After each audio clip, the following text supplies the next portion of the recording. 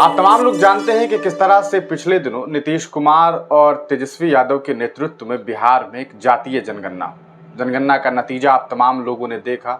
आपको इस बारे में मालूम चल सका कि किसके हालात कैसे हैं, कौन कितना है और कितना पानी में है। ये तमाम चीज़ें आप तमाम लोगों ने जानी। उसके बाद आप तमाम लोग जानते हैं कि जातीय जनगणना को लेकर के ये भी चर्चाएं शुरू हो गई कि ये जनगणना असल में सिर्फ बिहार में ही नहीं बल्कि पूरे देश में होना चाहिए।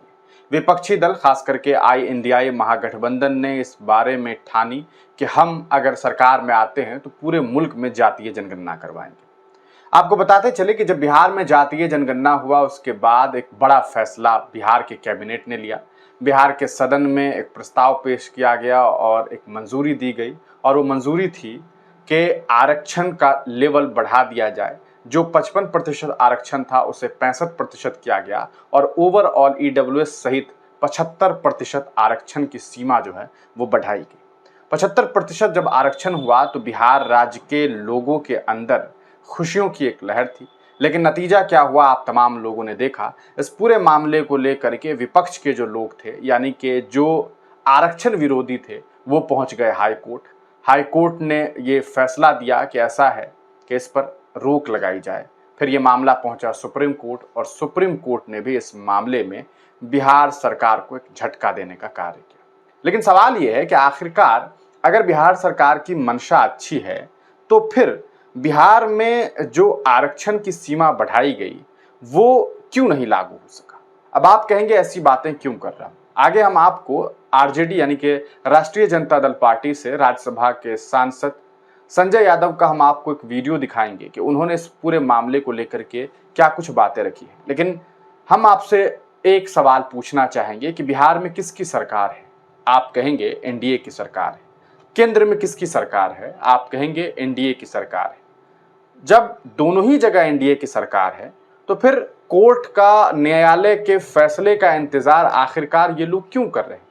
अगर वाकई ये लोग आरक्षण विरोधी नहीं हैं और ये चाहते हैं कि बिहार वासियों को आरक्षण जो है वो 75% मिल पाए, जो कि ये लोग कहते तो हैं लेकिन इनके कथनी में और करनी में फर्क दिखाई देता है। सवाल यह है कि जब केंद्र में भी ये हैं, राज्य में भी सरकार इनकी है, तो फिर आरक्षण की सीमा जो बढ़ाई गई उसे 9वीं अनुसूची में क्यों नहीं शामिल की जा रही है। ये सबसे बड़ा सवाल है। अगर 9वीं अनुसूची में शामिल कर दिया जाए, अरे कोर्ट में आप गए हैं, आप कोर्ट से मामलात को विड्रॉ कर लीजिए, आप एक स्पेशल सत्र रखिए, आप एक स्पेशल कहा जा सकता है मीटिंग रखिए और उसके जरिए जो है आप सदन के अंदर ये पास करवा लीजिए, मंजूरी करवा लीजिए कि हम जो है आरक्षण की सीमा बढ़ा रहे हैं और आरक्षण की सीमा हमारी जो है वो 65% प्लस 10% EWS 75% रहेगी। और उसको लेकर के आप एक स्पेशल जो है वो मीटिंग करिए और उस मीटिंग के जरिए प्रधानमंत्री नरेंद्र मोदी के साथ, जैसे पूर्व में आप जानते हैं कि किस तरह से तेजस्वी यादव, नीतीश कुमार ने बाजाबता इस पूरे मामले को लेकर के प्रधानमंत्री जी को जो है तमाम सूचनाएं दी थी, एक मीटिंग हुआ था बिहार को लेकर के। उसी तरह जातीय जनगणना के वक्त में उसी तरह एक मीटिंग करिए प्रधानमंत्री जी के साथ और उनसे कहिए कि सर ऐसा है कि आप तो केंद्र में हैं, आपकी सरकार है, दोनों जगह आप हैं, फिर क्या दिक्कत है, आप इसे 9वीं अनुसूची में डाल दीजिए, कोई कोर्ट का मामला ही नहीं रह जाएगा। लेकिन ये लोग ऐसा नहीं कर रहे।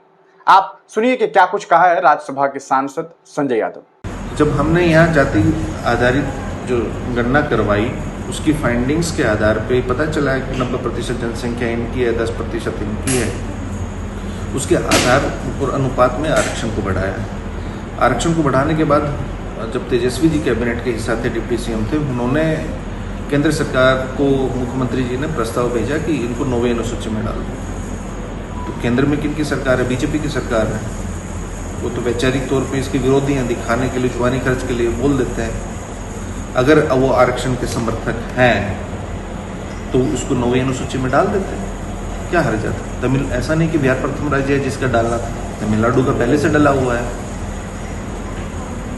तो वो क्यों नहीं डाला उन्होंने। फिर कोर्ट में चले गए, कोर्ट उनके अटॉर्नी जनरल भी चले गए। हाँ चले गए, राष्ट्रीय जनता दल भी गई है। चूंकि मामला सब जुडिस हो गया तो राष्ट्रीय जनता दल भी कोर्ट में गई है और कोर्ट से नहीं होगा। हम कहते हैं कोर्ट के चक्कर में आप क्यों उठा रहे हैं। आपके बलबूते पे, जदयू के बलबूते और जो आरक्षण की बात कर रहे हैं LJP-R और हम पार्टी, उनके बलबूते पे सरकार चल रही है। आप उनको कहिए कि हम कोर्ट से केस को विड्रॉ करते हैं, एक विधानसभा का विशेष सत्र बुलाते हैं उसमें से दोबारा इसको सर्वसम्मति से पास करते हैं और अब प्रधानमंत्री से आप बात कीजिए। सर्वदलीय बैठक जब तेजस्वी जी के पहल पे ही जातिगत जनगणना के लिए दिल्ली गया था अगस्त 2021 में सर्वदलीय, हाँ, तो बोले कि सर्वदलीय जो एक कमेटी है वहाँ चलेगी प्रधानमंत्री जी से, उनको टू द पॉइंट बात कहते हैं, आर पार करते हैं कि देखिए हम यहाँ से बिहार विधानसभा से पास कर रहे हैं, इसको आपको 9वीं अनुसूची में डालना है, आप डालिए। नहीं डालेंगे तो पता चल जाएगा कि कौन आरक्षण के समर्थक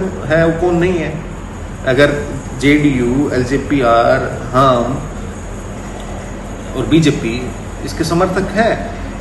अच्छा ये बताइए, 65% आरक्षण यहाँ से बढ़ाया जब तेजस्वी जी थे, अब 9वीं अनुसूची में जो डालना है उनकी यहाँ बिहार में भी सरकार है, वहाँ भी सरकार है, अड़चन कौन पैदा कर रहा है? भाजपा कर रही है। तो फिर वो कैसे कह सकते हैं हम उसके समर्थक हैं? अपने मुखपत्र में भी कहा है। हम वही कह रहे हैं ना, वो शुरू से उसके विरोध में रहे हैं। जब मंडल कमीशन लागू हुआ तो उसके खिलाफ कमंडल लेके कौन निकला था? कमंडल में जो लड़का जला अडवाणी जी मिलने भी गए थे। हाँ, गोस्वामी। और उस कमंडल के रथ के सारथी कौन थे जो आज प्रधानमंत्री हैं? तो क्या आप पिछड़ों को, अति पिछड़ों को, दलितों को इतना बेवकूफ़ समझते हैं कि वो नहीं जानते? अच्छा, इतने ही आप आरक्षण के प्रबंधक, हम कल सुन रहे थे आदरणीय प्रधानमंत्री जी का हरियाणा में भाषण कि मेरे रहते आरक्षण का। मध्य प्रदेश में आपकी सरकार है, ओबीसी को कितना आरक्षण है? वहाँ 14% मिलता है, उनको तो 27 भी नहीं मिलता। और अन्य राज्यों में आपकी सरकार है, कितना मिलता है आरक्षण? हरियाणा में आपकी सरकार ने, इसी बीजेपी सरकार ने क्रीमी लेयर की सीमा ओबीसी के लिए 8 लाख होती है सालाना, उन्होंने घटा के 6 लाख कर दी थी। अब चुनाव आया है, ओबीसी संगठन जागरूक हुए तो उन्होंने फिर किया है। तो वही कह रहे हैं, इनका हर बात पे दोहरी रवैया होता है, दोहरा चरित्र रहता है।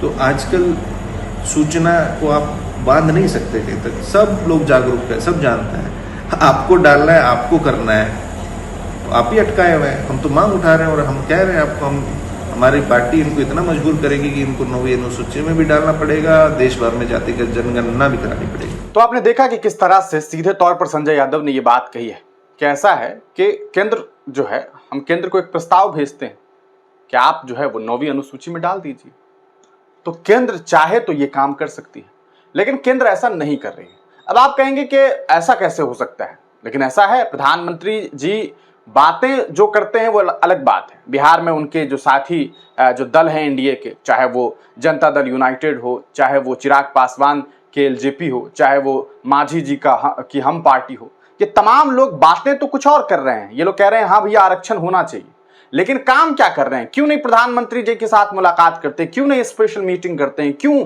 मीटिंग नहीं कर पा रहे हैं? क्यों सर्वदलीय बैठक करके इस पर फैसला नहीं ले पा रहे हैं कि ऐसा साहब के हमें न्यायालय की जरूरत नहीं है इस पूरे मामले पर, हम तो खुद से ये फैसला ले सकते हैं, हमारे पास अपना सदन है, हमारा अपना स्पेशल सत्र हो सकता है, उसके जरिए हम पास करेंगे और पास करके हम 9वीं अनुसूची में डाल देंगे। लेकिन नहीं। अब आपने सुना है किस तरह से संजय यादव ने बताया कि अगर वाकई ये लोग आरक्षण प्रेमी होते तो मध्य प्रदेश में तो इनकी सरकार, वहां ओबीसी को महज 14% आरक्षण ये लोग दे रहे हैं, 27% भी नहीं दे पा रहे।